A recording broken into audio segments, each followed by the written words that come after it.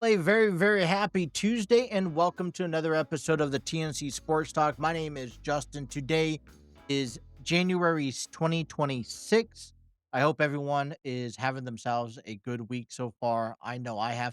Want to apologize for a late episode yesterday. It actually got published this morning. I'm still getting things sorted out, kind of coming back from a weekend of holiday games and events and trying to find that equal balance of how to maintain this show for consistency for you guys. So I do apologize for the late publication. We're back at it. We should be good for the rest of the week, but I will keep you posted as more's to come.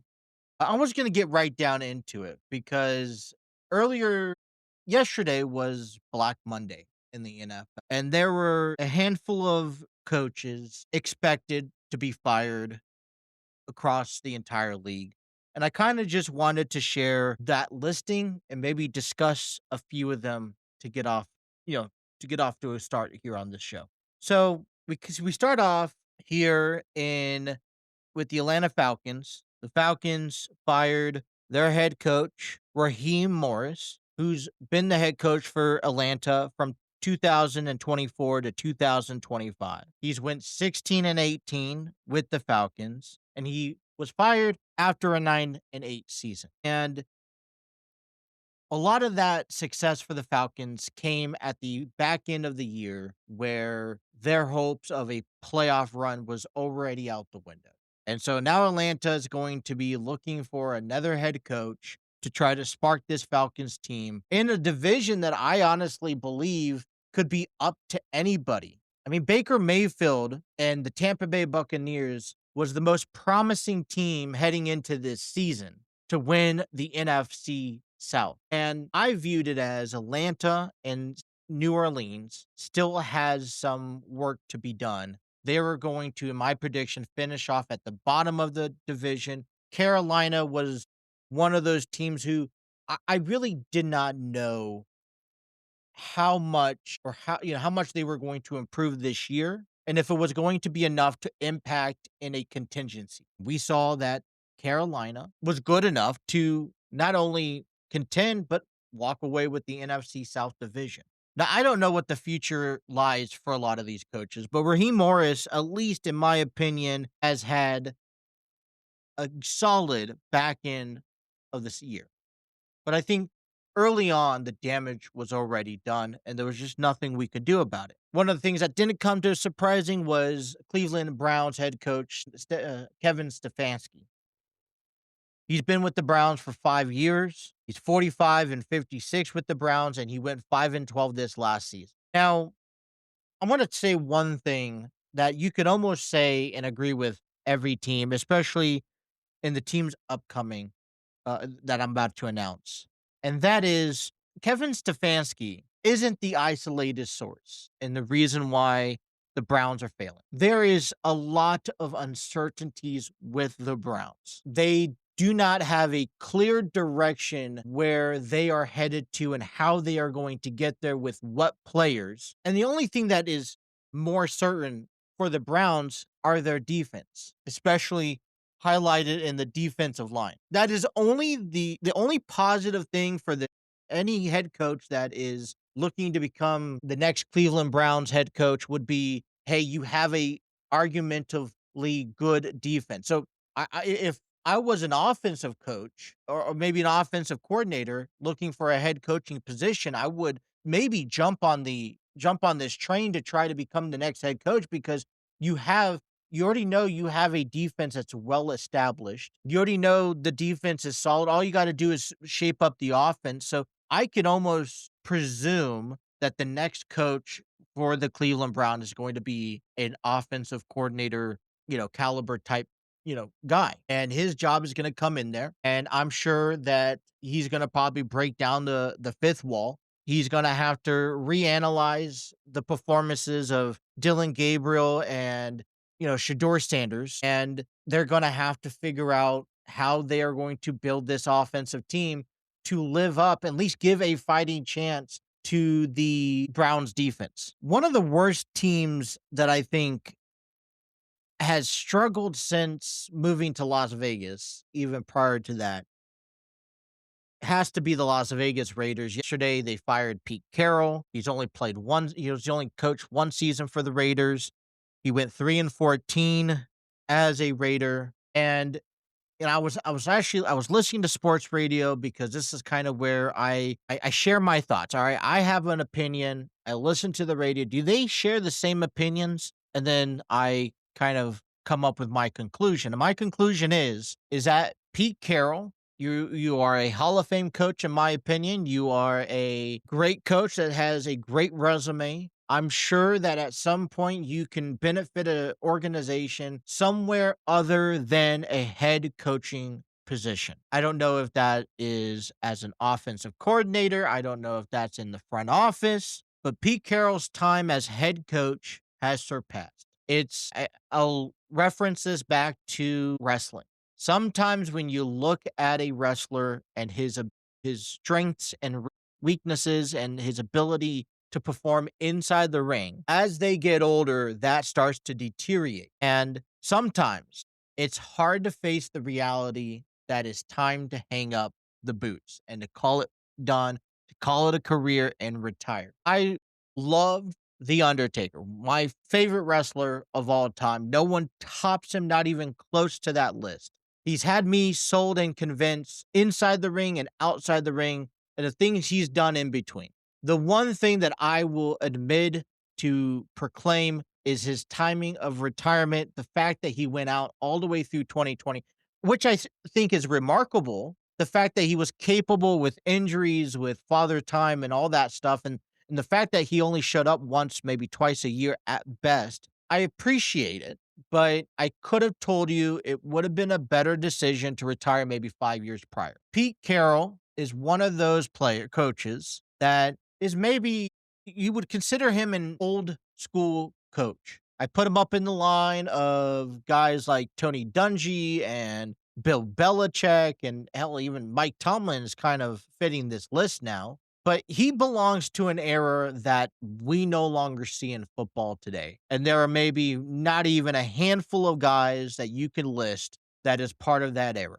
The style, the technique, the way that you operate a team, the way that you operate the ball and strategize a game has completely changed. And Pete Carroll has not adjusted to those times. And don't get me wrong, it's not just Pete Carroll's, you know, emphasis that has led to the Raiders to a 3-14 record, but it's time to move aside. And, I appreciate what he's done. I want him to go off and right into the sunset. I think he deserves it. I think a lot of people deserve it, but he deserves it. And maybe it's time to hang up the boots. Now, here's the struggling factor. When you have a coach, just like a player, we talk about this with Mike Tomlin and Aaron Rodgers all the time.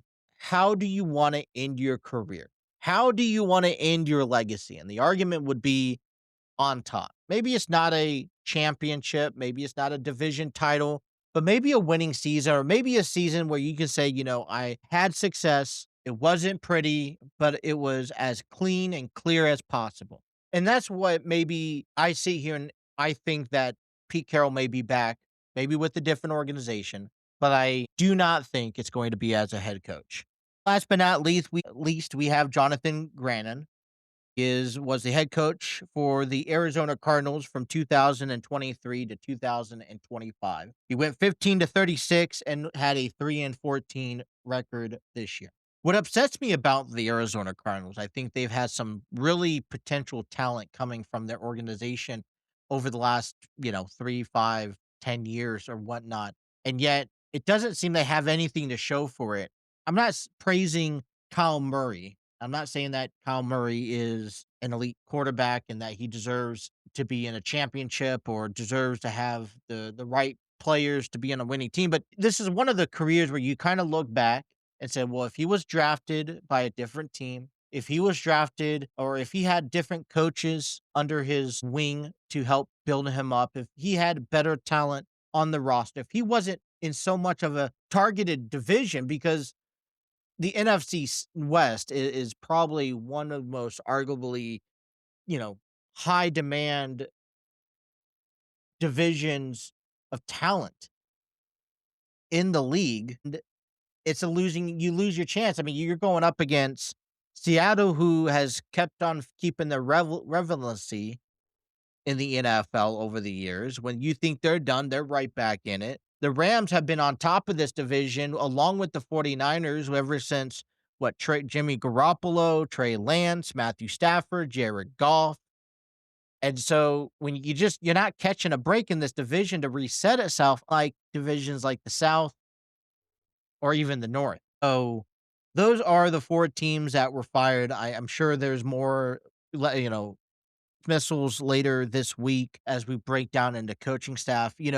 I look at these results and I just kind of think to myself, does the are the Bengals included into any of these discussions? Because maybe we don't get rid of Zach Taylor. Maybe we don't get rid of Duke Tobin. Maybe Mike Brown is confident enough to keep them on at least another year and believe in the system. Okay, so be it. What are we going to do? What changes are we going to make? What are we going to do as an organization to improve this team from last year?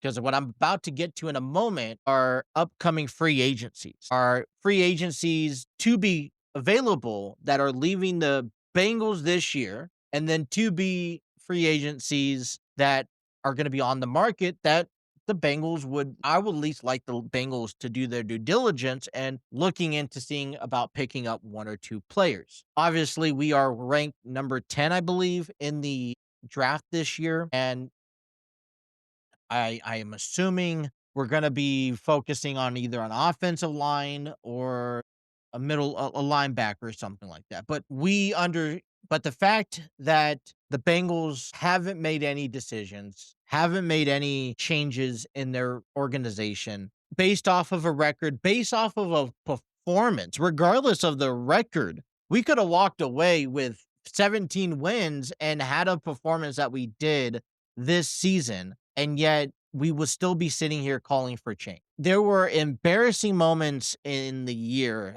that I was honestly truly embarrassed to be a current Bengals fan. I really wanted to be, I'm going to Joe Browns fan because they haven't lost this bad. The Bengals need to make changes. We have emphasized that on the show multiple times over the course of the year. Now is the time, we have been patient. We have waited. We have understood that, hey, course of the year, we didn't make anything up front early on. Let's just sit back and wait. Obviously, once the season's done, let's, dive into what we have. Let's break down everything and get back to work, bring in some good coaching staff. But with how bad the city got this past season, calling for the heads of guys like Zach Taylor and Duke Tobin, it's one thing to say, all right, we're not going to get rid of them. We're going to keep them, but then we're going to make changes. We could say, all right, you know what? That's a compromise. Keep Zach, keep Duke, make changes down on the offensive line, your coaching staff, defensive coordinator, which if anyone would ask me, if we don't get rid of Zach Taylor, defensive coordinator, we need to improve, but not to see anything happen is just reminded me too much of the Reds offseason this year, not seeing anything happen. So that is the Black Monday head coach firing segment. Don't forget, we had Brian Callahan from the Tennessee Titans that were fired earlier this year, Brian DeBall from the New York Giants. And now these questions not only go for the team of, who's your next head coach? And obviously they bring in a new collective of a viewpoint of the direction of this team, of their teams. But then you ask, where do these coaches go? And if they are going to be landing another head coaching job, if not, are they going to be handing another job at all? So I wanted to pop up this because I saw this on social media and it intrigued my interest. I know it's early on, but let me just get to it. I will get to it. Cincinnati Bengals have 17 players scheduled to be free agents pending any signings. And I thought this was interesting. coming out of Bengals, before we get into that, coming out of the Bengals, okay, they have re-signed multiple restricted free agents yesterday, including a few players that were contributors to the 2025 season. That included Mitch Tins Mitch Tinsley, the wide receiver, defensive end Isaiah Folksky, linebacker Joe Gills Harris, tight end Cam Grandy, linebacker Shaka Hayward, and safety PJ Jules. All six players signed to a 1-year deal. Kind of reminds me like arbitration in a sense. They also signed an additional 13 players for reserves and future contracts. I'm not going to get into that list, but you could check it out on the Bengals website. The Bengals, though, have 16 players becoming free agents this year. And this is what I wanted to note out. I'm going to go through the list.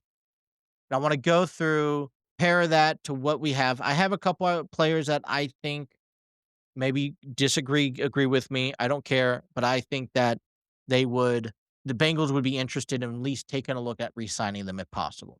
You got Trey Hendrickson, who's been dealing with an injury all year, and that's a whole story of its own. Joe Flacco, who's up in the air. He wants to be a starting quarterback, is also on the decision of maybe retiring. He's at 41 years of age, but I would love to see him back as a backup quarterback behind Joe Burrow. Jake Browning, I don't know what happened this past year. It honestly scares me, and it makes me question about the future backup quarterback positions for the Bengals. You got Geno Smith. You got Joseph Osai, which if you're losing Trey Hendrickson, I feel like Joseph Osai should be a target to re-sign. Noah Fant, Cordell Volson, Dalton Winsner, Lucas Patrick, Jackson Kirkland, Cam Britt Taylor, Marco Wilson, Tycene Anderson, Jalen Davis, Brian Asamoah, Tanner Hudson, and Cam Sample. Out of those 17 players, I would like the Bengals to at least sign or make an effort to sign about 7 to 8 of them. I'm talking about a guy like Cam Sample, Lucas Patrick. If not Lucas Patrick, I understand age.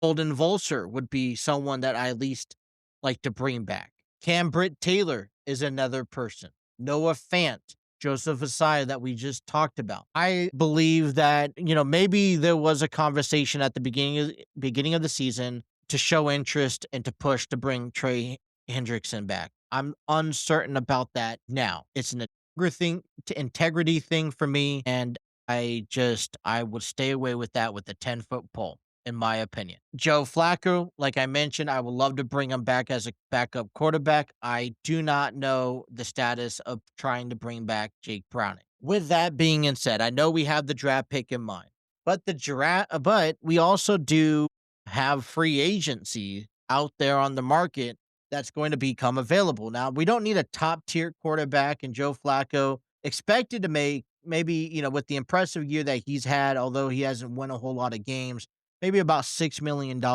in the market value. He's kind of right there in the middle of that list. But there's other guys, if we don't take Joe Flacco and don't push on him, there's other guys down there at the bottom that I think are much better options for other than Jake Browning. And the emphasis on why we're focusing so much on the quarterback at the moment. It's because I don't know if you've seen the last 6 years, but Joe Burrow's gotten hurt. Now, if there's any indication, maybe this is an off year, he'll be back in 2026 and he won't have an injury all year long. He'll be able to play a complete season. But with our offensive line, with how the offensive line in general performs in Cincinnati, and without being said for Joe Burrow's injuries over the years, I would honestly want to make sure that I'm crossing my T's and dotting my I's and having a backup quarterback that I can depend on and rely on. He doesn't need to be Joe Burrow status. He doesn't even need to be Joe Flacco status. He just needs to be someone worthy enough. We've seen some decent backup quarterbacks in Trey Lance, Carson Wentz. Over the years, Teddy Bridgewater has stepped in, Gardner Minshew before he went down with an injury. But Jake Browning, this is where we get an understanding of his performance this year based off of his market and his value. He'd even make $1 million this year in an estimate. He's averaged to make just under $1 million. Your second to backup quarterback is Sam Howell, and he's on the Eagles, who is contending for a playoff spot and trying to go back to the Super Bowl. So my point is, we don't have to have a top tier quarterback this year. But when you look at the free agent market, can you afford $1 million, maybe $2 million in someone that has maybe a different promise than what Jake Browning has? And I'm wrong. I hope that if they bring back Jake Browning and Joe Burrow gets injured and we got to bring Jake Browning back in, it's a different story than what we saw this past year. But you can't tell me that if that's going to be a scenario at some point next season, you wouldn't be a little bit scared of him coming back in his performance. So as we continue looking on, what do we need? I'm going to stay away from offensive linemen. Obviously, I think we need a lot of them, but I think historically, it's been shown that our offensive line, regardless how good you are, regardless who you are, they just struggle in general. When you look at Trey Hendrickson and Joseph Osai being on the free agent market, does warrant you for an interest to seeing what type of veteran do we have to come in and help elevate this defensive line, given we need help defensively. Trey Hendrickson is market value this offseason at $25 million. That's at least $7 million more than your second top previous advertised market value player than Khalil Mack, who sits at 18. So let's say, obviously, I think those may be a little too high on the budget, because if you looked at the free agent personnel, as I told you, that we're going to make free agencies here this offseason for the Bengals, that salary cap freed up about $70 million. And if you bring back maybe at least 4 or 5 out of the 8 guys I've mentioned, you're probably sitting about half of that. Well, I mean, you got guys like Joey Bosa making 12. You probably will go up to about 14, 15 million. Do you consider paying a guy of that interest? You got DJ Reader out there with Detroit. He's making about 11, but his value has gone tremendously down. Darius Slay, he's making about 10. Leonard Floyd, who's dropped down to about a market value about 9 million. I mean, you kind of scroll through the list of who's available.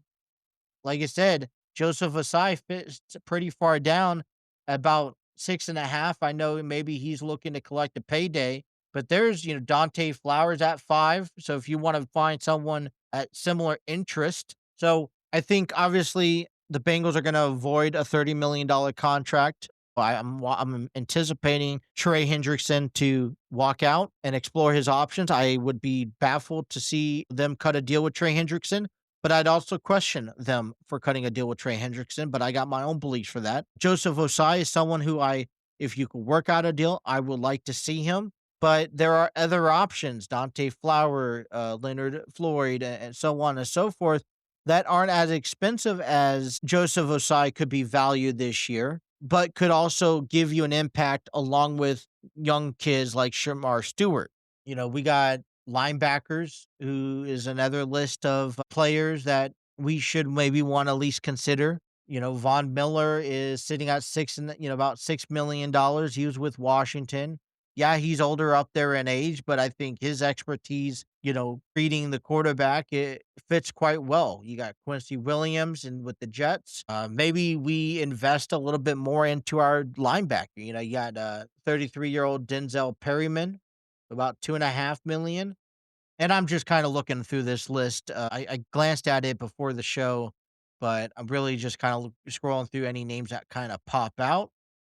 And you can probably average about a solid 4 to 5 million on a linebacker. Like I said, the point that I'm trying to make is that free agency is here. Just like the Reds, the question is what are we going to do to improve this team? We know where our weaknesses are at.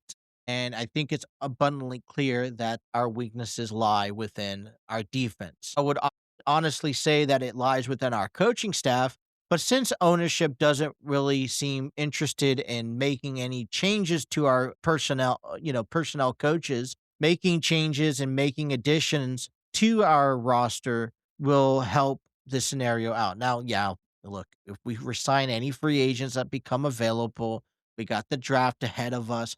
But I'm right now not depending on the draft to save this team. I don't think you can, even if you drafted nothing but defensive players, I don't think you would be able to improve this defense better than what it was last year.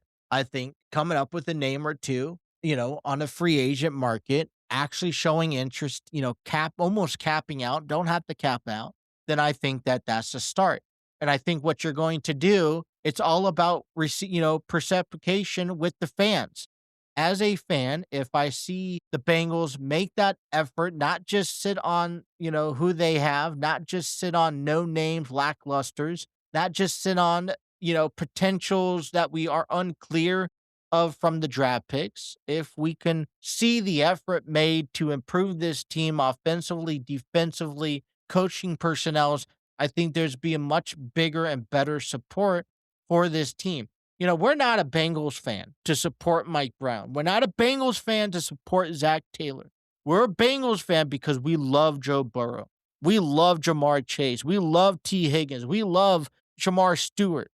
We love DJ Hill. We love Chase Brown. That's why we are a Bengals fans. That we don't go out to the games. We don't give Paycor Stadium our money so that Mike Brown can sit there and be a Scrooge and roll over in his, filthy earnings. We put money into the stadium so that we can get something out of it. And that is a championship. And the way you're going to put into a championship is putting in money. Doesn't have to be all out. We're not looking to compete with the highest played marketable teams, but it's developing talent, picking up personnels, and giving your best effort. That's all we ask. And I just think early on, it's a bold statement to say, but early on, we don't see that from this Bengals, and it's a bit upsetting. All right.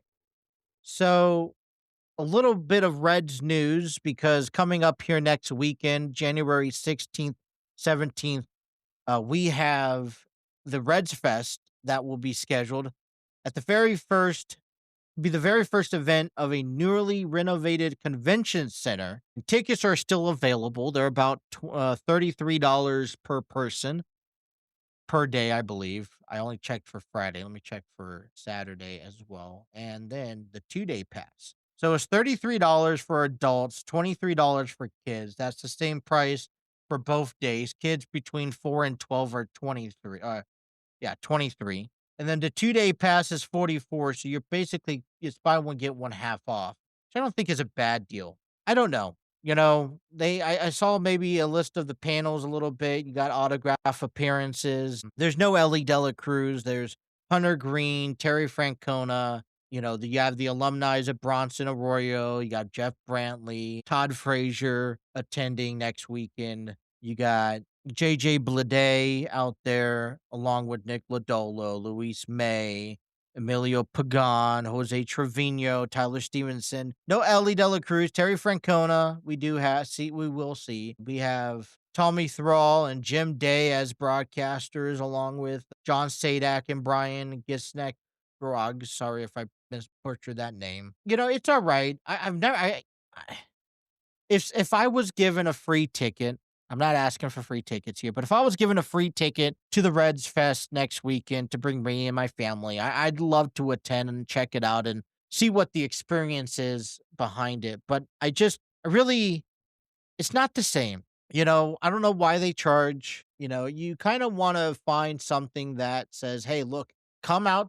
I want you to come out, see our venue, enjoy who we have, and get excited for this year. Despite what they've not done offensive, during the off season, I always remember, and I don't know how, San Diego does things anymore, but I remember before I moved out here to Kentucky that San Diego it was free admission. You can head out to the stadium. You'd have to find your own parking. You'd have to reserve a ticket, which was free, but you'd have a you get into Petco Park, you get to explore, go onto the bullpen and throw bullpen sessions. You get to go down and check out the batting cages. They have like a sale shop down there of memorabilia down there underneath the stadium.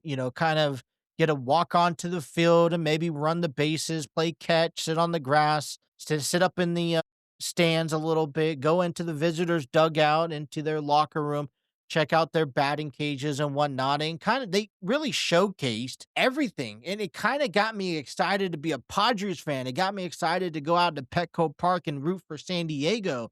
That you would have, because out there they have Park in the Park. It's the Gallagher Square now. They have that Titantron is for performances and whatnot, and they would have the stage schedule out there, and then around the stadium, you'd have ball players lined up on concourses to sign autographs, take pictures, and whatnot. And I thought that was great. Took the kids out there. They had blow ups and everything. I wish, I understand how weather is out here in Kentucky, but I wish they'd do something similar to that. I feel like, I understand it was all one day when this happened. I understand this is kind of over a weekend, and I appreciate that. And maybe this is a much better process, but it gives me a reason to come out. I see what they put back into the fans, saying, "Hey, look, Great American Ballpark is a good place to be at. Great American Ballpark, you got to come visit. You got to bring your family. You got to buy our merchandise. Come on our field, see what it's like, get that hands-on experience, share with your friends." And when you have a region that markets not just Cincinnati, but Kentucky, they go all the way up to as far as they can go north, Columbus, Dayton, before they start crossing territories with Cleveland Guardians.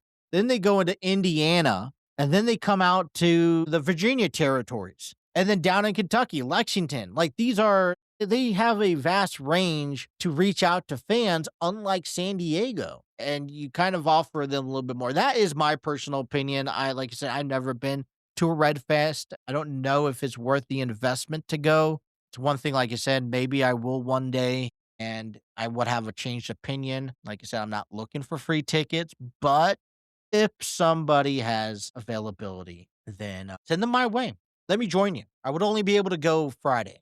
Busy Saturday next week. Before talking about busy next Saturday, before we get into our last segment, and we'll talk about and recap Monday Night Raw for you guys, I want to just talk a little bit about what's going on with Enlighten Studios. They have their upcoming theater production from February 20th through March 1st called Grassroots. It's about family, faith, forgiveness, and the courage to face the truth. The set's back in 1950s, where a black family moves into a white neighborhood and truths of the neighborhood start spilling out. It is play that is not for the faint of heart, but it delivers a direct message. Sometimes some people may watch this play and say, "Oh, I really didn't know what it was like back in that time period." We're 75 years out from the 1950s. Or some people will be like, "Oh, wow, let me stop and reflect." That's what Enlighten Studios is all about. They want you to walk away with that message embedded into you, not just for change, but for the better of the community and everyone else. They have tremendous performances over the last several years. This is one of 8 performances for Enlighten Studios, which is a local faith-based performing arts company in Cincinnati. It will take place February 20th through March 1st at the Artsville Theater in Cincinnati, Ohio. Get your tickets today by visiting tickettailor.com. I will make sure a link is in the description provided below. That's something I have lacked of when trying to get these videos out. So I will make sure there is a description in the video below. Get your tickets today and be there at the performances and watch Enlighten Studios. With that being said, Monday Night Raw. Well, at least I'm going to shoot 50 for 50 here, because CM Punk, I'm going to warn you, if you've made it this far in the show and you haven't watched Raw, stop it now and then come back when you got a chance to catch up, because we're going to spoil some things. But I'm at least referring back to my episode for yesterday. I have at least going to walk out 50-50 because CM Punk conquers Brawn Breaker and beat him to retain the World Heavyweight Championship. It was a Stranger Things edition promoting the final season of Stranger Things. And if you haven't gotten a chance to watch that, that is something that should be put on your bucket list. But, you know, I thought the match was very well. I'm going to take a step back and I want to reflect on this because it's not just about a world heavyweight championship. CM Punk has been pushed to his limit and had to really step up. And this is two tales of the tape. CM Punk is at one end of his career. He's considered to be up with guys like Kofi Kingston, Randy Orton, John Cena, who's just retired, AJ Styles, who expects to retire this year. And a lot of his fight is going to be around keeping himself relevant into this picture because it's a dog eat dog in the wrestling industry. And if you're not up there at the top, you are lost in the mix and can be forgotten. And so he finally, after returning to WWE, winning the World Heavyweight Championship, has to maintain that level and that expectation for not only for himself. When on the other hand, you have Braun Breaker, this is this young new generation of guys that are looking to get a push in the WWE, and he is much younger. He is probably much more physical, has much more stability and agility. He's not fragile, and he wants to maintain that status quo. And a loss by CM Punk brings him back down a couple notches. And my conclusion yesterday on our podcast indicated that CM Punk was going to retain only because he just recently won the World Heavyweight Championship after Seth Rollins had to vacate the title. Do I think it was the right decision? Not necessarily. Seriously. I believed and I believe in the power that Braun Breaker should be rising. He should be climbing this mountain. And instead they have him sliding on a landfill. And I feel like this kind of pivots and keeps him contained. And I don't want to see Braun Breaker contained. I want to see him reach to the stars. And maybe I think Braun Breaker's success is right on point. Maybe others think it's too fast, and that's why WWE chose that he was going to lose last night on Raw. It was a good match up until, to be honest, and with all fairness, the ending. I was not a fan of the ending. We even had probably a moment in the match where my eyes almost popped out at me because I was like, what's going on? I've never seen Braun Breakers do it's a rare sight, but Braun Breaker climbs to the top of the turnbuckle. Well, let me paint you that picture. CM Punk has Braun Breaker in the STF and was about to make Braun Breaker tap out. But then Paul Heyman gets onto the apron. CM Punk stops and confronts Paul Heyman and punches him. And Braun Breaker knocks Punk out of the ring. Well, CM Punk knocks Braun out of the ring. He dives through the ropes, hitting him. Braun Breaker regains control, climbs to the outside the ring, climbs the top of the turnbuckle, dives out of the ring, off the turnbuckle, onto CM Punk, onto the announce table. Braun gets Punk back in the ring moments later. And as he sets up for a spear, Punk lifts his knee up and blocks the spear, delivers a GTS, and pins Braun Breaker to retain the title. We saw the Vision. We saw Penta, Rey Mysterio, and Dragon Lee come out and break up that. We saw high-flying moments. We saw both of them kick out of finishers. And to me, all of it changed with a knee. CM Punk lifted a knee, and Braun Breaker is so phased that Punk could hit the GTS and pin him. And so 2025 on Raw starts off with CM Punk retaining the World Heavyweight Championship. Braun Breaker loses. And what I think the image that is just insecure in my head is that the end off Raw, CM Punk was standing in the center of the ring, holding the title up, and Braun Breaker was sitting down, licking his wounds on the ground outside the ring, and the cameraman had both of them facing the camera, and it just, I feel like it really leveled and put Braun Breaker back down. I really did. It's one thing, and all because of the ending. Because if there was any other ending, if there was a double count out, if there was outside interference, if there was anything else that kept Braun Breaker from winning that title, you keep his credibility, you keep what he's done on the promos, in his matches, his dominance. But this was a clean pin. CM Punk cleanly pinned Braun Breaker, and I'm just struggling to figure out and to get over it. There's something that's going to be embedded into my mind for quite some time, and you know, I this is the reason why I wanted Braun Breaker to win. You've also held back the vision, and this vision is supposed to be this young generation of talent that needs help with the wise man Paul Heyman to get themselves pushed to get these matches like Braun Breaker had last night, and yet they're not getting those pushes to those matches. They have had zero success, and like I said, I consider we're on the road to WrestleMania, and there's no twist. It's too, I'm going to say predictable, but it leaves me talking in a negative concept. If the things were different, if the roles were changed and Braun Breaker won, I'm coming on here and I'm saying, yes, they're getting the push. This is the beginning of the success. We're going to see more out of it. If something doesn't sit right with me with CM Punk winning and retaining the title. Also questions what's next for him. It also questions what does the WWE have in plan for WrestleMania this year, considering that before the World Heavyweight Championship, for the vision for CM Punk, it then now drags me to SmackDown, where we have the WWE Championship on the line in a 3 Cages of Hell match or 3 Stages of Hell match. And I'm interested if they plan on elevating that and maybe throwing in a surprise or whatnot. Or they're going to keep things the same. Other things happened on Raw other than CM Punk retaining the title. We had Rhea Ripley and Io Sky defeating the Kabuki Warriors to capture the WWE Women's Tag Team title.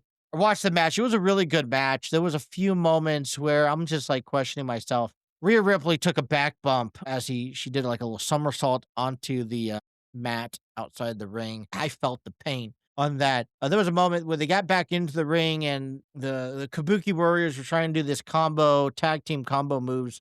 And it didn't resonate with me. AJ Styles slaps the disrespect out of Gunther, and we're seeing another person. First it was R-Truth, and look at what happened to him. But AJ Styles is going to run into Gunther now and poke him. We'll probably end up seeing a match at some point with Royal Rumble coming up, maybe something else. Becky Lynch defeats Maxine Dupree to reclaim the Women's Intercontinental Champion. That was a little bit surprising, but she used the ropes as leverage to pick up the victory. And otherwise, it wasn't really too much of a big title match for them. Surprising, they put the title back on Becky Lynch. Here, the Usos issued a bold warning to the Raw's tag teams. Look, I think that's fine. I do like the Usos retaining, gaining back those titles. Well deserved. I feel like since the last time we saw the Usos hold gold together, they're in much different places of their career.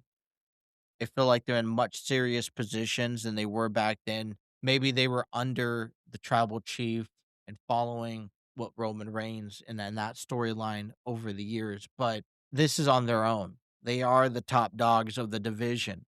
And I think WWE has placed them up there for the reason right now, saying, look, we don't have a team that can elevate on Raw than what the Usos can do. So here's the titles. I now need to build in my development system on Raw a tag team division that can go toe-to-toe with Jey Usos. Otherwise, I'm seeing them hold that title for quite some time. And I saw on social media that Tommaso Ciampa's contract is coming to an end here, and right now there's no plans on the horizon to re-sign with the WWE, and that's a DIY is one of those tag teams that I feel, WWE has misused and poor time management of their use. So, that's the statement that I think is being said. It doesn't matter who you are.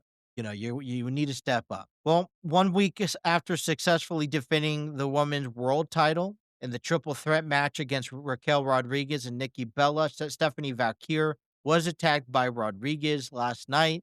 Liv Morgan ends up beating Lyra Valkyria in single competition. An altercation between Bailey and Roxanne Perez outside the ring allowed Liv to hit the Oblivion on Lyra Valkyria for the win. And that's another faction in the WWE that's on Raw, just like Division, that needs to figure out what the forward progress they are here to make, and that relates into winning titles. So I understand that last year injuries had provoked the Judgment Day, but it seems to me right now they're all healthy and they're ready to go. And then once again, congratulations to CM Punk successfully retaining his WWE or his World Heavyweight Championship to Braun Breaker. And so that is Raw in a hindsight. I timed it just right because we are at the end of our episode today. I want to thank everyone for tuning in. Be sure to check us out on our social media pages. I'm trying to be as active as I can on Facebook. You could like, share, and subscribe to our channel on our YouTube page. Check out our TikTok page for shorts and news updates as well. It's coming up tomorrow. It's Wednesday. I'm going to be focusing on the NFL playoffs, getting a look at the first look at these teams, these 14 teams, or 12 teams that are competing on this weekend. 6 games over 3 days. It's a lot of football to be played, a lot of fun to be, to have here if you're a football fan, because we're officially done with the season, postseason. And look, with that being said, I have to say it here in January, we are on the countdown to spring training, Reds and catchers reporting, and I'm excited for Reds baseball to return. I'm ready for baseball to return back. And overall, you have the World Baseball Classic, you have you have the first set of games played in Japan coming up in March with, I believe, the Dodgers and the Cubs. And so we are in full swing of this new year, the road to WrestleMania, and so much more. NXT is tonight on, I don't even know what they're on right now. Are they on the CW? No. Man, USA Network possibly. Anyways, NXT is on tonight. Check them out, and we will be back with more content tomorrow. That is all the time I have for you guys today. I want to thank everyone for tuning in, and until next time, you guys have a wonderful rest of your day. Stay safe, stay dry, and enjoy your day. Take care.